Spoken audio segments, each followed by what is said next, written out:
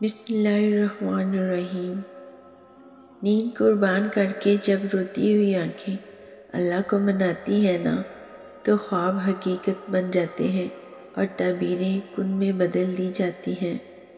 یہ رات کا وہ پہر ہے جہاں صرف آپ ہوتے ہیں اور آپ کا رب ہوتا ہے، ورنہ سوچے جہاں پوری دنیا سو رہی ہو اور ایک بندہ اٹھے اپنے رب سے باتیں کرنے کے لیے، اپنے رب کے سامنے حاضر ہونے کے لیے،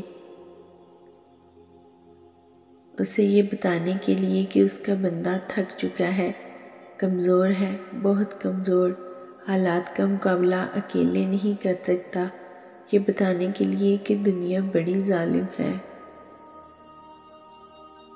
اپنے رب کو بتانے کے لیے کہ اس کا بندہ اس کے کن کا منتظر ہے۔ جو تہجد کے سجدوں میں روتے ہیں انہیں کسی اور کے سامنے رونا نہیں پڑتا۔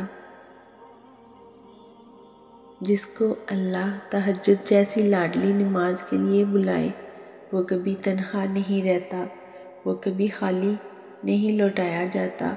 جو ہاتھ دعا کے لیے تہجد میں اٹھتے ہیں نا، وہ رب اس کا بھرم ضرور رکھتا ہے۔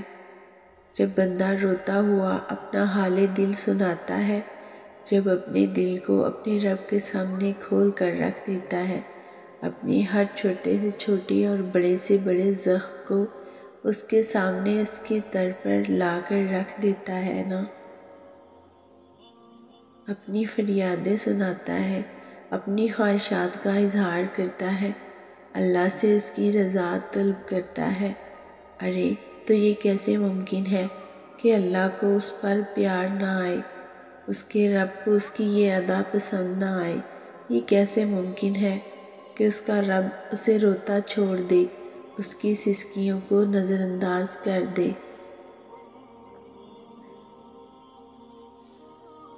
تہجد سے تو اللہ مل جاتا ہے، یہ دنیاوی چیزوں کی کیا اہمیت ہے؟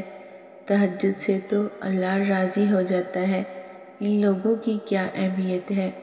تہجد سے تو خوشیاں تمہارے نصیب میں لکھ دی جاتی ہیں، ان غموں کی کیا اہمیت ہے؟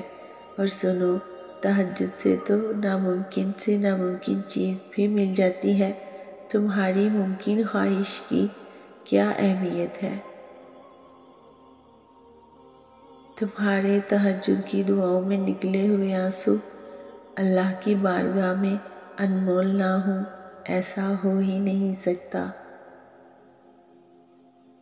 تمہارے تہجد کی دعائیں کن سے فیکون تک کا سفر نہ کریں، ایسا ہو ہی نہیں سکتا۔